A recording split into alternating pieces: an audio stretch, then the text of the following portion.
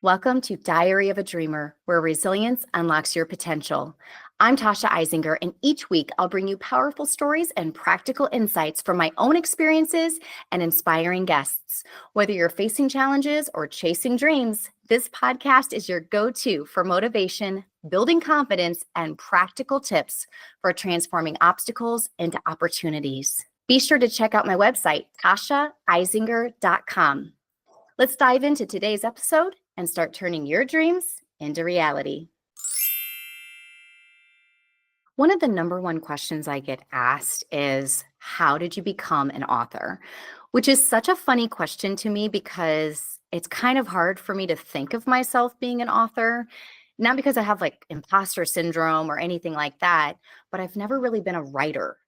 I jot, but even like with journaling, I don't really journal.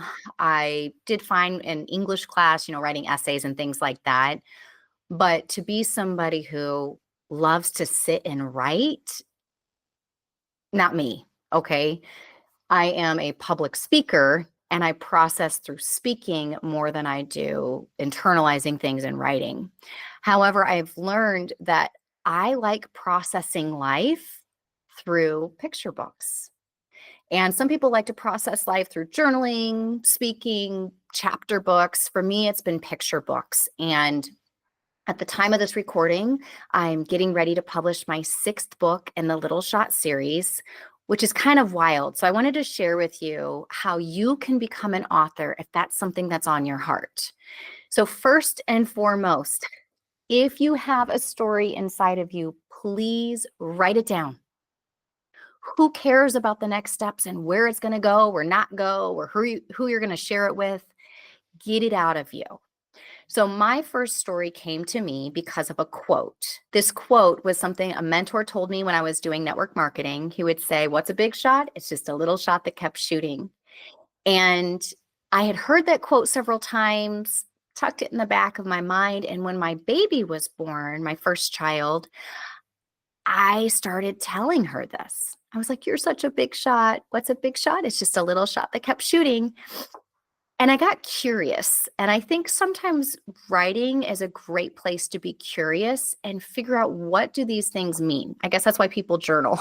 They're curious about themselves and their day or interactions. Whereas I got very curious about this specific quote. Why am I saying this to my daughter all the time? I know I want to speak life into her and be encouraging, but why this particular one? So then we can account it to sleep deprivation brain, perhaps. I started thinking about, what's a big shot? What's a little shot? What does that world even look like? And all of these thoughts started swirling around in my mind, and I created Little Shot's World. However, I couldn't get it on paper. So if you're struggling to get your idea on paper, maybe you need to jot some things down.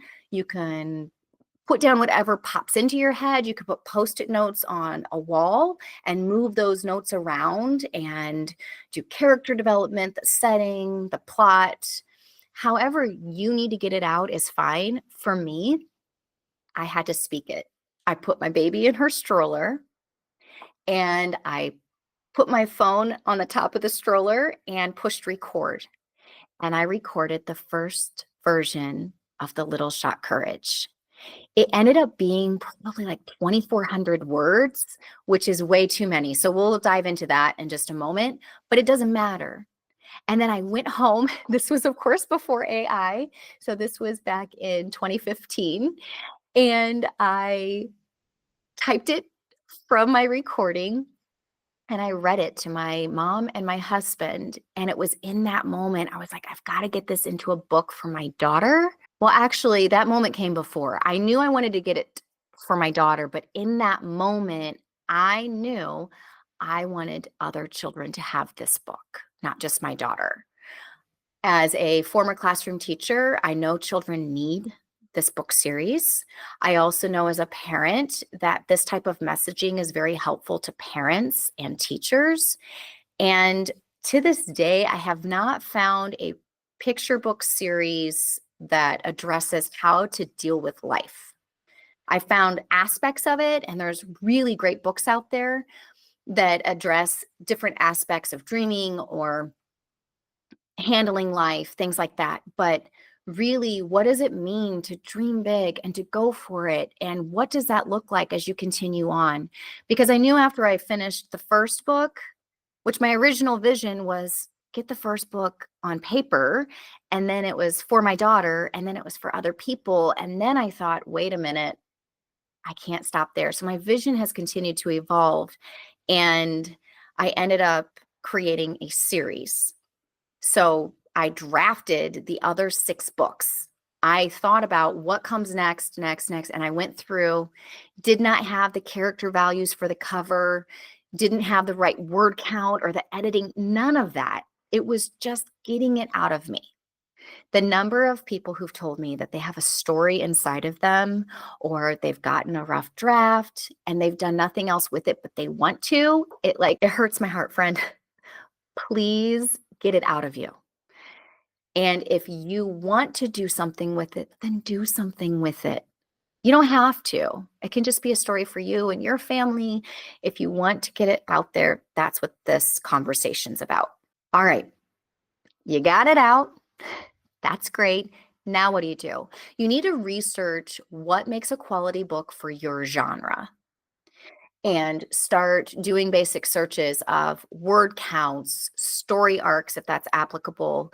Chapter books and picture books are very, very different. So a chapter book, you're going to have the right amount of details within your wording. So you need to research, how do you create character development, and how do you give details but not too many. Just start searching things and print it off or whatever, save it on your computer. You don't have to do a whole lot with it right now. And then with a picture book, remember that you can leave some of the details out because the illustrations should be able to fill in the gaps. That's the biggest difference, I feel like, with chapter book writing and picture book writing. So make sure that you put notes for the future illustrator of your book. And maybe it's you, maybe you can also illustrate it, but put notes in there that this is an important part of this world that's been created in my head. So make sure that you make those notes and that you know the word count. Right now, the word count for picture books is between 500 to 550 words. My original concept was 2,400. That's way too many words. Also, I want you to go to the library. Your public library is a great resource. I love our public libraries in our area. Go there and ask the librarian in the section that you're writing for. So if it's children's books, adult books, whatever it is, go ask the librarian for their favorite reads. Let them know that you're a budding author and have a lot of questions. They might even have how-to books, as well as look at them.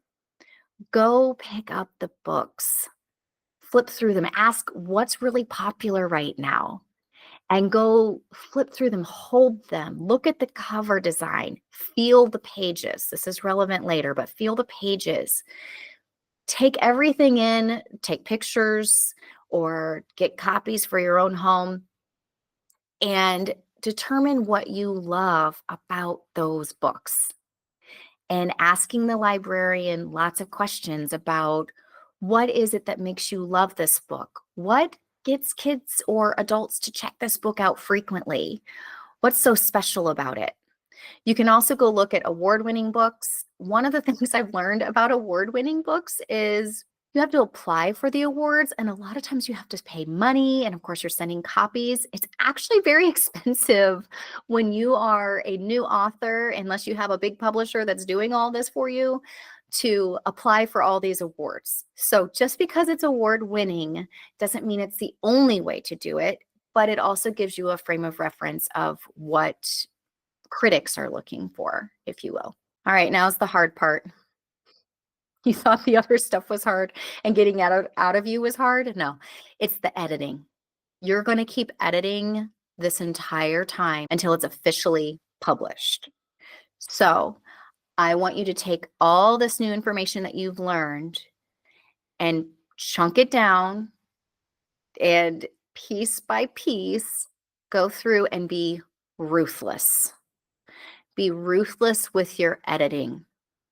because you want to make a quality book for your reader. So there have been certain things that I've had to cut from my books that I'm like, hurts my heart a little bit. For example, in book 6, Little Shot's grandma originally was making sugar cookies, which was something special that my grandma did. She had these amazing sugar cookies, and she would have a big bowl of them outside of her door, and I'd always go grab a couple when I was in high school, and I'd visit her, and then a couple on my way out. And it was so sad, but the illustrator was like, "Hey, could we make them chocolate chip cookies instead? Because visually it's going to be more interesting." And of course, I said yes because the illustrator's right. Sugar cookies in general are not as interesting, I guess, unless you put sprinkles on them. But for the illustrations, it's changed to chocolate chip cookies. Does the reader know? No. Does the reader care? No. Does it actually matter? No, it really doesn't. So go through and reconsider what makes sense for your reader. And you're going to have to go through and make a lot of changes, which can be hard. So give yourself some grace here that if it's hard, that's okay. But if your ultimate goal is to get it into readers' hands, you need to do this. If it's to share with your family and friends, keep everything in. Just keep what you want in. That's totally fine. If you're wanting to make a marketable book, that's what you have to do. After you've made edits, here again, it doesn't have to be perfect. We're not going for perfect yet, okay? We're making it better, something that has more clarity, something that doesn't have too many gaps in it that people can understand the storyline without being in your head, right? Now I want you to reconsider, what is your vision now? So like I said, my vision was for my daughter and then other children, then a series, and it's turned into an actual business with so many other elements, with the books being my foundation. I didn't have that vision at the very beginning, almost 10 years ago. So that's okay to just take steps. I want you to always continue to evaluate your vision. Based on your vision, you're going to assemble your team accordingly. It's crucial to have a team of people, and your team's going to look different based on different aspects. And actually, this component of being an author is going to be a couple other YouTube videos and podcast episodes, blogs, all of it. So that way it's all broken down for you and you have a step by step. So I'm going to breeze over some things right now. Don't worry, there's going to be more to come on this specific topic because it's really crucial. I think one of the first aspects of your team, and you can change the order however you want, but for me, it's beta readers. You need to have people who will be honest with you about your writing. And this was an idea brought to me by my illustrator, Miranda. She said, "Hey, I think we should have beta readers and beta viewers." I was like, yeah, that's actually a good idea because I know what this world looks like in my head. She knows what she's wanting to create with illustrations, but we need to have people who can tell us what they like, don't like, where it's confusing, where there needs to be more details, less details, all of that. Now, I know it sounds like I'm jumping ahead here by saying my illustrator. Typically, you can do the beta readers before you have an illustrator. I had to do some things out of order, but if I could do it again, I would have beta readers first to make sure that there's a clear story to start with, okay? Now, you can find beta readers. I'm sure you could like Google it, right? You can look it up online. If you ask people who know you know the people who tell you the truth no matter what. You also need to have people who maybe are depending on your market, right? So like teachers, you could have children. If it's a picture book's kind of hard because they don't get the story without the pictures. And that age typically is going to be really bored if it doesn't have pictures. So I wouldn't necessarily have children be beta readers, but if it's a chapter book, you could have, your age group reading it. And then you can go to, if you have any local like universities or colleges where there could be students or something like that, where you can have them read it. One of the things that I've done in my books is acknowledging those beta readers in the front. So they get a free copy of the book. They get that recognition of being a beta reader or beta viewer. If you have an illustrator, even if they're professional, humility is like the number one aspect of anybody I work with. So if they have too big of an ego that they're not open to having beta viewers, I personally wouldn't work with them. We are firm believers on our Little Shot team at leaving your ego at the door and doing what's best for the project. And the project is the books or other things that we work on together. So having beta viewers is important because like the original concept of the Little Shot star kind of looked like a sea star instead of a star in the sky. And we didn't want Little Shot to be mistaken for Patrick from SpongeBob. SpongeBob is not in alignment in any way, shape, or form to my picture book series. So we don't want that mistake. We also don't want kids to be confused. So having different sets of eyes saying what they like or don't like is really important for the illustrations as well. You can take whatever advice you get from the beta readers and use it or not. So some of the advice I took and ran with it. A couple of people told me they were concerned that the language was too advanced for the age group I was writing for. And I had a couple people say that, and I had to consider it. So take all the advice you get and consider what makes sense for your vision. And I'm a firm believer, if you use big words with children, they will use those big words. So for example, macaroni and cheese, if you call it pasta, they're going to call it pasta. If you call it mac and cheese, they're going to call it mac and cheese. If you call it macaroni and cheese, they're going to call it macaroni and cheese. Whatever words you use are the words that children will use as well. I also know that there's a science behind using too many big words and it being frustrating, right? I don't need to make a college level textbook for an 8-year-old. I understand that, but I felt like the vocabulary was right where I wanted it to be. And the gamble worked out because we had it Lexile leveled and it worked. That was a stroke of luck, but I stood my ground on that. And I told my publisher, I was like, I really want to stick to this vocabulary. And she was supportive of it. So that was great. So some of the things you might just stick to it. It's your story. And listen, if it doesn't sell, you can change it. That's another conversation for another day. But you can make changes even after it's published, depending on the process that you use and the team that you have in place. That's not ideal, but you can. If it ends up being a total flop, it's not a failure. Okay. I just referenced my publisher. The next step is you want to determine how you want to publish. This is going to be a whole nother video, podcast episode, blog, everything, because this is a really big decision. And there's certain questions that you need to ask yourself. So basically publishing would be working with traditional publishing. You can self-publish, you can do a hybrid model where it's a little combination of both. There are different ways to publish, which will determine your printing, distribution decisions, and building out the rest of your team.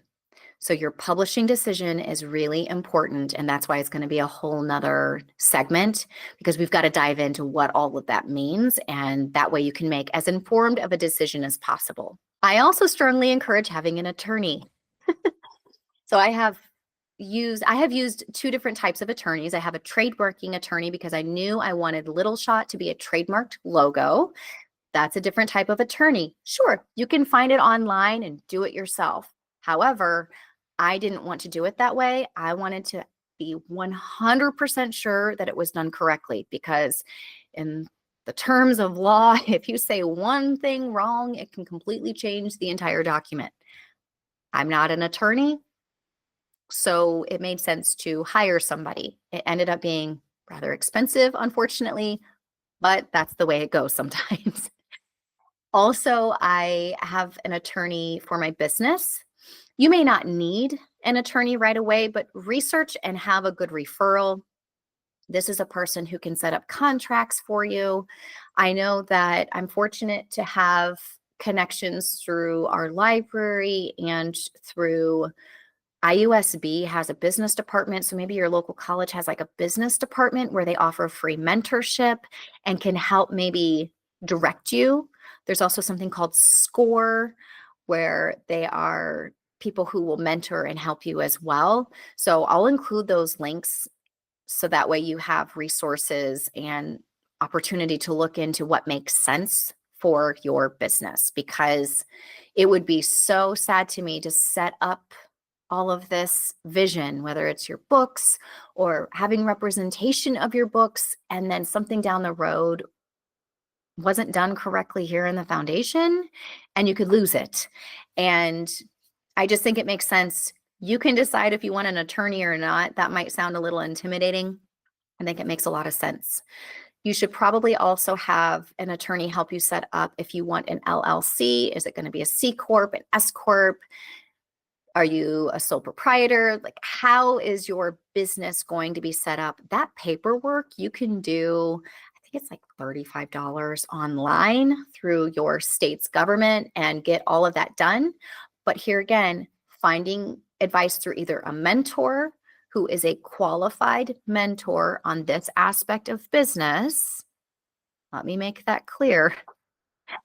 Just because what works for me has worked for me does not mean it's going to work for you, and what makes sense for you with your state, your business setup, and all of that. So make sure that you have a qualified mentor to determine, do you even need an LLC?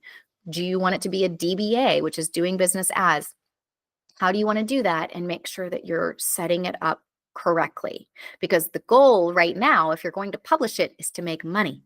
And if you're going to make money, you need to make sure that you are abiding by the tax laws, which also leads me to, I recommend having a CPA. There are so many tax write-offs that you can get as an author that maybe you couldn't have gotten before. Okay, you do need to be bringing in some money to show it's actually a business and that you are really wanting to make money with this. It's not just a hobby, but some tax write-offs that you could consider is maybe Wi-Fi for your home, maybe your computer if you need a new one. Of course, it has depreciation, tax write-offs, even your printer and paper and your phone, depending on how much you use it for your business. There's so many things that you can write off. If you have InDesign or Adobe Illustrator, you want to take advantage of the tax laws that are there to help you keep growing your business. So make sure that you have a CPA who understands home-based business, because that's what this would most likely be considered. I'm assuming that you're working in home. And that way you can get all of the tax write-offs that are legally and ethically available to you. If you decide self-publishing, I know we're going to dive into publishing more down the road, but I want to throw out some other people that may be critical for your team. Maybe you're capable of doing all this yourself. Great. If not, these are other people to consider. An editor. Make sure you have a good quality editor. There are even really big companies that publish books, and sometimes I still find mistakes. I know people probably have been able to do that in my books as well, because things get missed. A lot of eyes can see it and it can still get missed. So you want to make sure that there's somebody who's trained on finding everything possible. Your cover design is crucial. It needs to catch somebody's eye and catch their attention so that when they see it, they want to pick it up. So having somebody that can create a beautiful cover design, here again, you might be able to do that, but have beta viewers, have people give you feedback. Go take it if you get, to the point that you have proofs, take it to a bookstore, a library, and hold it up. Does it stand out? So that's really important. Your cover design is really important. If you're going to have an illustrator, some things to consider is payment, royalties. How is all of that going to be set up, and make sure it's in writing? This would probably be a good time to have an attorney draft that. And also, I would probably put in the contract that it could be reevaluated on a certain date. I don't know if that's allowed. I've been very fortunate, the people that I've worked with that have been really flexible with me, but you want to make sure things are in writing. You, with self-publishing, will have to definitely figure out your printer and how you're going to print it, bind it, distribute it, all of that. That itself is going to be another segment as well, because that's another really big decision. And then, do you want a publicist or a booking agent, somebody that's going to help you get the word out there, somebody that can do your marketing?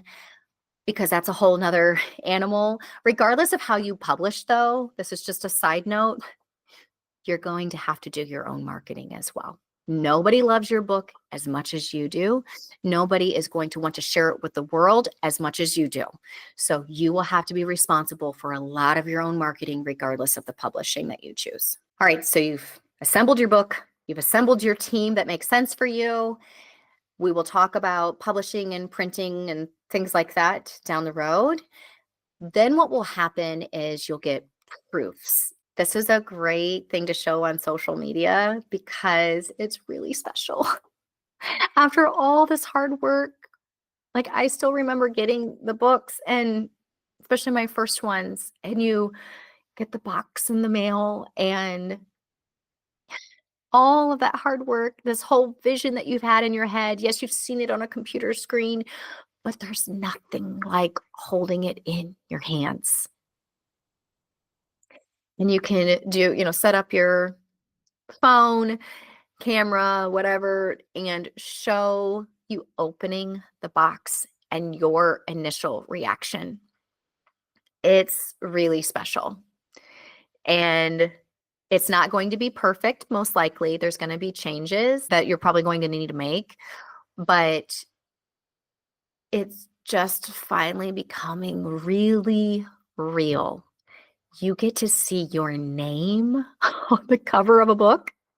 And when you open it up on the copyright page, your name, if you have an illustrator, anybody that's really been key to creating it, their names are in it. You can flip the pages. Like, yeah, make sure you use that as part of your marketing content, because it will be a very real reaction and it's amazing. So you'll get proofs, go through it with a fine-tooth comb and edit like crazy again. Because if you're going to make changes, now is the time to make it. Even if you're like, it's probably not that big of a deal. If it's bothering you, it's going to bother you when it's published. And it's a lot harder to make changes after it's published. Do it now. Give it, if children are part of your target audience and it's a picture book, let them look through it. My daughter has actually caught some things and I'm like, oh, none of the adults caught that. And you're right, that does make sense. And maybe we'll have some other kids take a look at it too and just ask them, not feeding them information like, hey, do you think this looks like XYZ? No, let them look through it and say, what do you think about this picture? What do you think about this word? And see what they have to say. Have some other, your beta viewers and beta readers. I wouldn't buy a ton of proofs just because it all ends up adding up a lot financially, because you might have to do multiple rounds of proofs.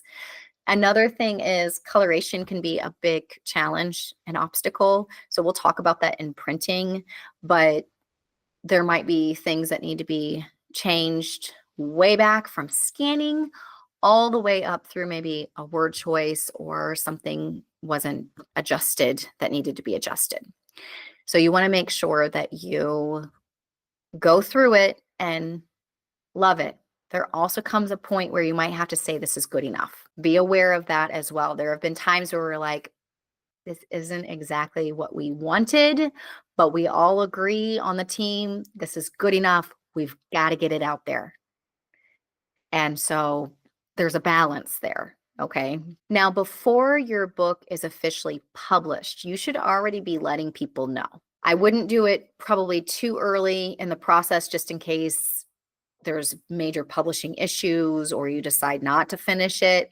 But you can be doing teasers along the way, whether you have a website, which I do recommend having, or your social media, even as you're out and about and meeting people, all of that, you need to be letting people know. You can even give a general time frame. I usually say like the spring of or March of this year or whatever, until you actually know. But you should already be making sure people know before it's officially published. So the day it's published and goes live, people can be buying it and they're excited to buy it. There's all different ways to do that. You need to determine what's your marketing plan. You can, of course, work with a marketing company. I love the one that I work with. They create beautiful templates for me, and my website design, all of it is incredible. They also have a social media club that makes it very affordable to get some templates and advice on social media marketing. So I work with Stratos Creative Marketing. I highly recommend them as a company. Everything that they've created for me is beautiful and polished. I love it. So I'll make sure I include their link as well. You can work with whoever you think makes sense for your business. Isn't that so fun? Your business. This may have started as a book and could be turning into a business. Doesn't have to. Even if it doesn't become a growing business, you still need to find a way to get it out to people if you're wanting to share it with people. Some things to consider would be having a newsletter, website, social media, YouTube. You can do author visits at schools, libraries. Figure out where are your people? Where are your people, and get it to them. Here again, our library is a great resource. Hopefully your library is a great resource as well of marketing information and finding your people. So make sure you go to your local public library and see if they have resources for you to help you get the information out there. And all along throughout this journey, continue to ask yourself, what is the vision for your book, for your business? What do you want that to look like? Never forget your original why. Your original why was probably because I'm bursting to get this story out, or I know that people need this message, or I'm excited to inspire others, or this is hilarious and people need to read it so they can laugh. We can always use more laughter. Whatever your original reason, never forget that. That's your guiding light or your North Star. But as you continue on, if you're really wanting this to be something that turns into a business or makes an income for you, you will probably have to expand beyond that to really get it out there. But always carry that in your heart, the real reason why you did this in the first place.